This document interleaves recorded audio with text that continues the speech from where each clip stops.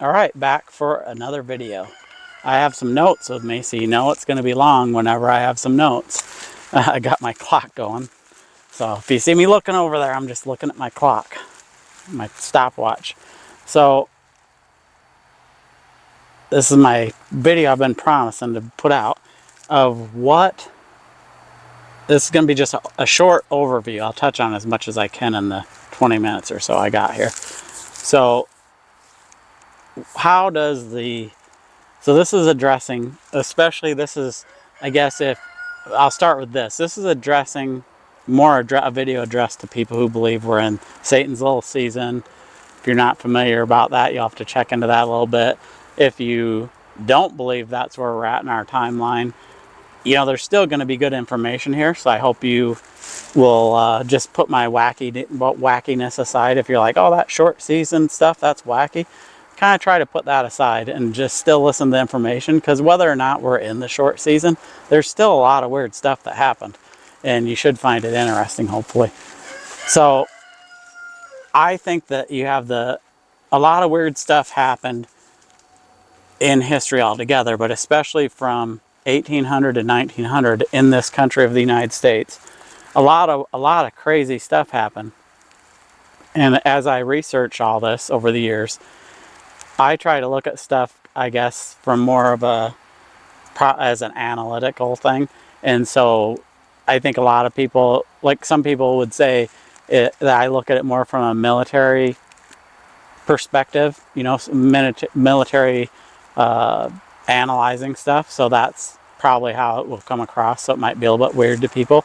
But I try to look at everything that was going on at the time frame. I look at population, I look at depopulation, I look at where, you know, what was going on. Hey, there was a lot of colleges going up out in the West during that time frame in weird places, you know. So I'm looking at stuff that probably seems to a lot of people wouldn't fit. Like, why are you looking at, where does a college going in South Dakota have anything to do with the short season or anything weird in this time frame?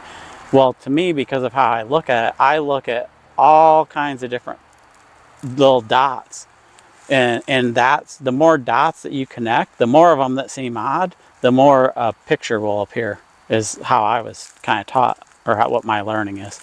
So you have to take all these dots and put it on a wall, and just keep putting dots on a wall, and eventually a dot-to-dot picture might appear, you know. So there is some weird stuff. You have the orphan trains, you have the Indian depopulation, genocide basically, from all the nations that they were taken out. You know, they'd done the first wave, which was kind of to the Mississippi or the eastern part of the country. But then when Lewis and Clark happened with the Louisiana Purchase and all that, you had the kind of what I call the second wave of eradication of the second half of the country, of those nations in the second half, the western part, Midwest and western parts of the country. And that started in 1800. And you have the insane asylums going on, you have orphanages going on, you have weird buildings that are all of a sudden appearing, you have the world fairs that happened during that 100-year time frame. And if you're new to all this stuff, you got to look at that stuff. There is some really, to me, if you honestly look at a lot of this stuff, like the world's fairs, we may not all come up with the same opinion, but I think most people have to walk away, if you at all are looking for the truth, and go, that's some weird stuff. So to get to the point of some of this, I just want to touch on some of this, because I have lots of different viewers from lots of different perspectives. So you have to bear with me a little bit in these videos, because I'm trying to address a lot of different perspectives, and people that have never heard about the world fairs are going to be like, I don't even know what this guy's talking about. So all this stuff ties in. You have some really weird stuff. You have the Louisiana Purchase happening, and then you have Lewis and Clark being sent out here. You have that official narrative. And all this, you have an official narrative to all this stuff. But I'm telling you, when you look at this stuff, and there are facts and there are newspaper articles, and there are people that speak out, and their stories don't fit the official narrative. So you have the official narrative of Lewis and Clark. They come out here, they're looking for the Pacific Northwest channel, the passageway. You know, that's the official narrative I don't have to go into because everybody should know that or be able to find that easy enough. But then you have the other story to Lewis and Clark, and there's a lot of weird stuff to that. You have writings, you have letters of Thomas Jefferson writing different people, and he was very fascinated with the idea, at least. I mean, you have to say, nobody can, if you look at his writings, he was very fascinated with pursuing an idea, or at least open to an idea, that there were unusual people out here in the West. There had been reports of this. There had been reports of blonde-eyed Indians, or blue-eyed Indians that did not, they weren't normal. They weren't like what people back then thought of the Indians looking like. There were reports of blonde-haired, blue-eyed Indians. There were reports of white-skinned Indians. There were all these crazy reports. You know, there were, and these weren't just white people telling this. These were oral traditions from Indian chiefs that Jefferson was talking to. So people that want to say that's just white people, it's not. Read Thomas Jefferson's letters. He was meeting with native chiefs, okay?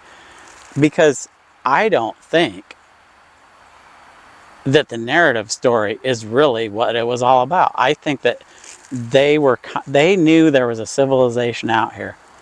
I think this was the beginning of a 100-year military campaign to retake this area out here.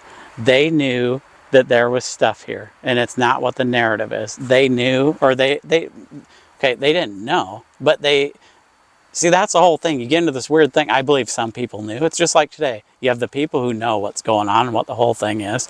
You have other people who have a little bit of a knowledge and they're in the power structure, but they're being compartmentalized. So they know a little bit, but they don't really know the whole story. You know what I mean? I don't think Lewis and Clark did not know the whole story of what they were doing because they were low down, low level, right? They're the guys doing the recon. They know a little bit and they have an idea of what they're supposed to be looking for. And Jefferson in a letter told them he wanted to know about if they could find the blue-eyed Indians, either the blue-eyed, or he might even said the blue-eyed blonde hair Indians. He wanted to know about that, and that was one of the things they even say they were specifically looking for. That isn't in the official narrative, but it's in the paperwork. So, you know, I'm rambling here, but it's like, it's really complex to look at, and I'm trying to explain the whole thing from a military perspective of, people want to say this would be out there, everybody would have known. No, when you're dealing with the military doesn't know. I can tell you of people like General Stubblebine, he was the head of special operations, all special operations out of Fort Bragg.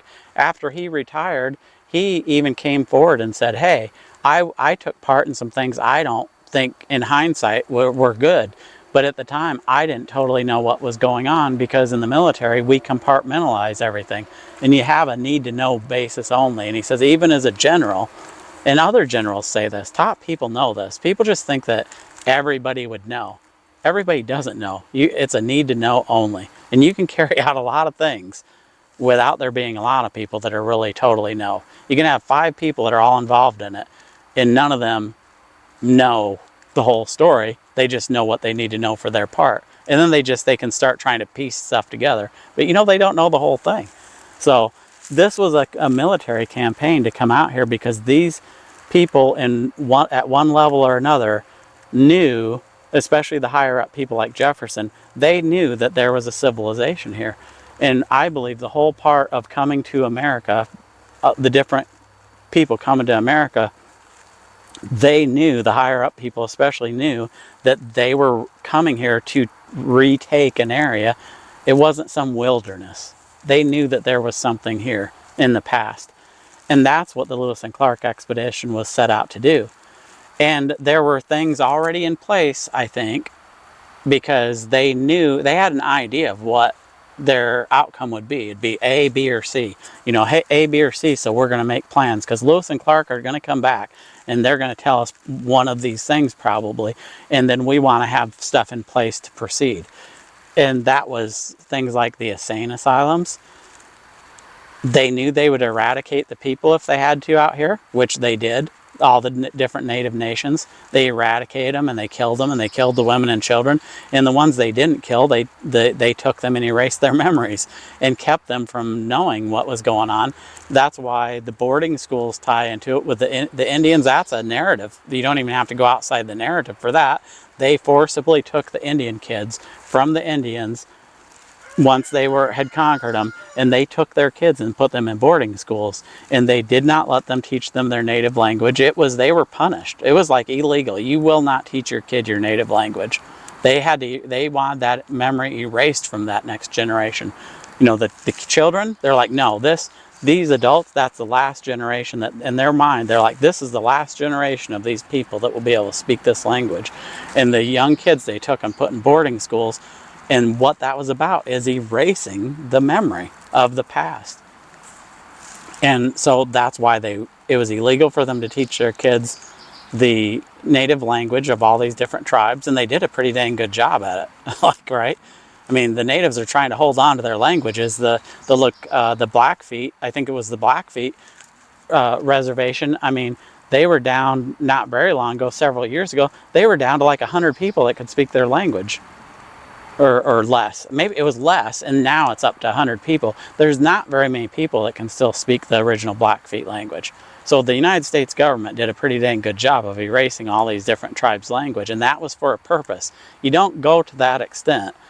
The government does not go to these extents and have that much success without a plan. That is a planned, predictive, planned program, in my opinion. And so, and then you have the Orphan Trains. What were the Orphan Trains about? This is an overview. I'll dive deep into all this stuff. I'm trying to just do an overview. I'm at 11 minutes already. Holy cow. I'm not even going to get to all my stuff that this ties into. I need to be shorter. You have the Orphan Trains. Okay, you erased millions of nation people out here in the West. Well, now you have an empty area. What do? You got to do? You got to reseed it. You got to repopulate it. What did they do? They knew they'd erase these people. Then they would have to repopulate it. And part of repopulating it was the Orphan Trains. The official narrative of the Orphan Train says, from what I've seen, the official narrative says 200,000 to 250,000 orphans were sent out here. Okay, out west. I'm in Montana. And when I say out here, out west, to this area where they erase these nations from. Erase the nations, erase the people, kill them off. And then the few that do survive, take their kids, erase their memories, and indoctrinate them into the system. So you've now erased most of that memory, and now you've reseed it with, how do you do that? In multiple ways. It's not just this one way, but the one big way that we can see about seems very weird is all these orphans coming. 200,000 to 250,000. I believe it was probably more than that, because that's on the conservative side and fits the narrative. That's what they're telling you. I think it was even more than that. And you get into like, where did these kids come from? And that's all really weird stuff if you look into it. Like, it don't make sense to me. And it shouldn't to anybody that really honestly looks at this. Where all these kids are coming from. I mean, 250,000 kids? Orphans? What's the population at the time, people? What's the population? That's why you gotta be military analytical about this stuff. Where did these people come from? Okay? Orphan Trains was to reseed the area out here and repopulate it with people that would fit the narrative, and that's why they used kids. Because in 20 years they could have they'd have the Indian kids that survived that were put in the boarding schools. Those kids would have grown up being indoctrinated by the system in the boarding schools. When they hit in 20 years, if you're a baby, 20 years, those kids are going to be indoctrinated into the system. You send the Orphan Train kids out here, those kids are little. They're going to be indoctrinated. You get to pick who they go to, where they go to, what areas of the country. They're doing this now, people. They're bringing people in and seeding them now. Here in Montana, from all around the world, they're seeding people right now in here because it's going on now to a level. Well, that's another video. Okay, but they seeded these people in. It was a military campaign to reset and reconquer an area. It wasn't taking over a Wild West area, a wild frontier. It was to conquer and erase the past.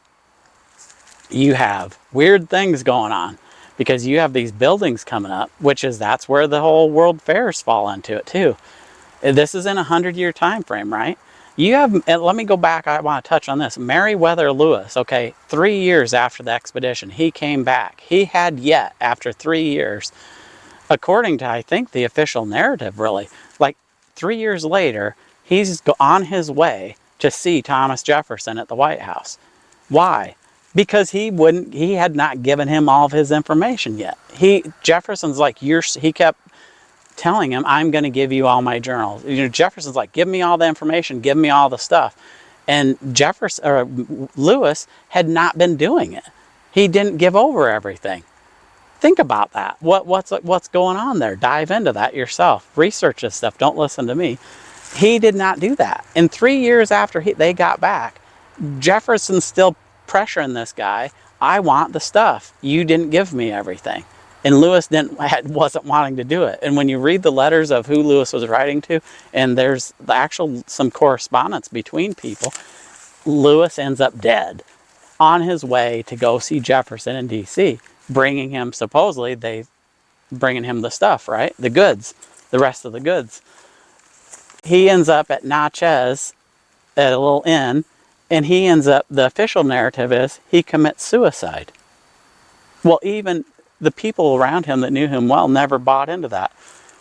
Clark, even in some of his letters long after that, said he never totally believed that Clark killed. He still questioned that Lewis committed suicide. So Clark, years later, still in letters, questioned and said, I've never fully believed he committed suicide. Okay, listen, this guy Lewis, the story is, if you don't know about this, Lewis supposedly committed suicide by shooting himself in the chest and then shooting himself in the head, and then still living for a while after that. This is a narrative, man. It sounds weird, right? It sounds like some stuff that in recent history, like, I don't know, one of the Clinton advisors, what was his name? I can't think of his name. Vince Foster or whatever, the guy who committed suicide in the park in New York, and a lot of weird stuff happened. This stuff happens, and I can show you stuff in that 100-year time frame. I think that was a message being sent to people. Because when you have one guy that kills himself that way, you say, wow, that's really weird, but hey, weird stuff happens, right? Okay, well, he wasn't the only one committing suicide, and it wasn't the only tie-in. There were other people that were sympathetic to the native nations that ended up committing suicide by shooting themselves in the chest and then shooting themselves in the head. So I don't know, like, that's kind of odd, right? Like, was this the way Lewis is a trained military guy. You think if he wanted to kill himself, that's how he's not going to accomplish it very well, and that's how he's going to do it? Come on, people. And it's like, and now you have other people in history in that time frame, that 100-year time frame, that ended up causing trouble and not wanting to go along, and they end up killing themselves, supposedly, the narrative. And the narrative says, well, yeah, they shot themselves in the chest and then they shot themselves in the head. I mean, the one guy, can't think of his name right off, but his Indian name was the curly white hair that spoke with one tongue, because he didn't lie to the Indians. And he was some guy that was like a merchant or something. But he got in with the Indians and it caused problems, and he ends up dead. Well, okay, get this part of that story. He ends up shooting himself. They find him dead. He goes to talk to his brother in the morning. He's there chatting with his brother. He goes, hey, I'm going to go for a walk. A half hour later, he's dead in an alleyway, and shot in the chest, shot in the head, dead, right? They officially ruled it in the narrative, suicide, right? And they have the pictures and stuff. Well, supposedly his pistol that he killed himself with is in his left hand. The guy's right-handed, okay? He has all kinds of pictures all over the internet that you can look at right now, because he is this popular guy, right? And his holster's always on his right-hand side. When he's doing stuff like holding the peace pipe, smoking with the Indians and stuff, he's always using his right hand. But yeah, he decides to commit suicide, and he's going to use his left hand, non-dominant hand, and he's going to shoot himself in the chest and in the head to kill himself. Come on. Come on, people. This is the crazy stuff. But in like that, how does that tie into the stuff? That's just a little dot that you'd say, how does that fit? Well, it fits because the only thing that fits the narrative, like really, that made it stand out to me, wait a minute. What is with all these people killing themselves they are people who are proficient with firearms, and they're shooting themselves. They want to do themselves in. They decide, hey, let's see, I want to kill myself. I'll shoot myself in the chest, and then I'll shoot myself in the head. Come on. That's a message being sent, in my opinion. Oh my gosh, I'm at 20 minutes, you guys. I could go on for a lot longer because, see, I haven't even touched. This is my problem. I start doing these videos and I ramble about this stuff, and then I'll stop it and be like, okay, I was rambling. I have so many takes on this kind of stuff. If I stop this video now, people will be like, you didn't even really do an overview of everything. It is what it is. I gotta put this video up and see what what your responses are. I'm gonna end it with this. You have a lot of weird stuff going on, man. You have everywhere where Lewis and Clark went. Research it for yourselves. Don't take my word on any of this stuff, man. Don't follow people. Don't follow me. Don't follow any other people. Do the research for yourself. Go through the Lewis and Clark thing and look at every town, every place they went along the way back then. Overlay that to today's map. Look at all the cities that are in those places. Council Bluffs, Iowa, Pierre, South Dakota, St. Louis, Missouri. Look at those places and then look at the history of those places. You have weird things like in North Dakota, you all of a sudden have old pictures of these huge colleges showing up with these massive buildings, right? Like mud flood buildings. Like, whoa, how did they build this huge building out in North Dakota or South Dakota at this time? And you got to look at like what was going on then. Look at the stuff, look at the colleges. They're supposedly building these huge colleges, and you pull up the population, okay? This college is built in 1890 or whatever it is, right? 1860. Pull up the population of that area. You've got one I was looking at the other day. I think it was the one, don't hold me to this. I'm just gonna throw these out. I think it was Pierre. Was it Pierre? I got somebody sitting here. I think it wasn't Pierre. The person don't want to be on camera. They think if they're on camera, it'll steal their soul or something like the native elders tell them. Okay, it was in South Dakota though. Oh my gosh, it was in South Dakota. It's where, okay, I think it's the South Dakota State University now. But it's one of those South Dakota universities. You look at it. I'll touch on it in another video. Think about this. You have old pictures of these huge buildings, and you look at the population, and the population of this place is a couple hundred people or something, 1,000 people. And you got this whole huge college complex springs up out in the middle of nowhere at the time. You know, I mean, South Dakota and Montana is still nowhere now, man. It's still nowhere now. Our team, I follow the college football team up here in Missoula, the University of Montana Grizzlies. I mean, they still fly into some of these places like South Dakota and stuff. They got to fly into Brookings and bus way over, and they'll complain about the travel time. They're like, it's hard. You got to go on the road and play that football team over in North or South Dakota. South Dakota, I think. We played the both teams, but, I think it's South Dakota. And they always complain. They're like, they don't even have an airport there at the college. Here in Missoula, we have an airport so people can fly into. But like some of these places, even now, don't have a population. Like you look at their population now, it's like 5,000 people. Now, you look back then when this college supposedly popped up, and it's like some crazy number, like 200. And they say, oh, and the first graduating class was 3 people. That's what the narrative says. And you're going like, wait a minute, come on, man. Come up with a better narrative than that. This all ties into Lewis and Clark because it follows that trail. Those buildings were already there. Some of those buildings were already there. And, people say, oh, that's a crazy thing. I have family people that say, oh, well, that's a crazy thing. How do you come up with that? Somebody would say that. Well, some people do say it. Well, I'm saying it. And you have Native American people saying it. But see, the Native people that say it don't count because they say, oh, those are crazy. That's that crazy old medicine man guy. That's that elder guy. Oh, well, he wasn't around at that time. All he's telling is some crazy story. What's the proof of it? See what I'm saying? That's the problem. Is people want proof. And they say, where are the people saying this? The people are saying it. But see, people don't really want to say it out in the open. Because if you say it out in the open, what's it going to paint you as? If you're some tribal elder and you're trying to help your people right now, Do you really want to say crazy stuff that's good, that you guarantee that if you tell this stuff, that is not going to fit the narrative? And people, not because people are being bad about it, I don't think most people are being bad about it, but most people just go like, wow, that's crazy, because it's just so crazy to believe. How could those buildings be there? So people in general, they just say, oh, come on, that's crazy. That's crazy. This native elder, he's getting old, he must be crazy. Or he's just found one of those old oral traditions, and that stuff can't be true because it's so crazy. That's what they got going for them. The system has stuff going for them so much because a lot of the stuff is so crazy that it's hard to believe, even when you see proof of it, when you see newspaper articles of it, when you see pictures, when you see William Penn.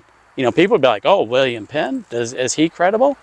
Well, sure, he's credible. Well, hey, have you dug through his letters? Have you read his letters? No, because you just read highlights from his letters that's in the narrative, right?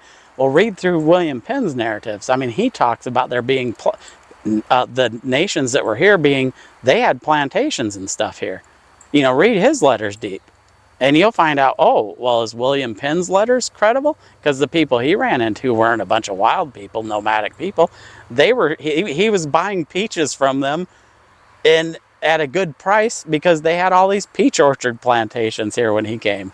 That's what his letters say. It's crazy, man. I have not done a good job on this video of giving you a brief overview, but I touched on it at least. Lewis and Clark, man, I'll keep putting these videos out, and those meant to see them will see them and watch them. So, hey, I appreciate your time. I hope you're having a good day. I'm at 26 minutes on this video. I appreciate you guys listening, commenting. I love your comments, man. You guys put in some of the best comments. I love it. I love your guys' comments, even the ones that don't always agree with me, and we aren't always all going to agree on everything, but I love your comments. So put your side of the story in there. Drop your narratives in the comments. Drop your little golden nuggets. There's so many nice, cool things that you guys are putting in there that I've gotten great stuff out of them. So I'll talk to you guys later. Thanks for tuning in. Have a good one. Bye.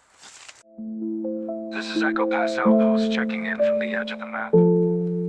If you can hear this signal, you can still escape the Matrix.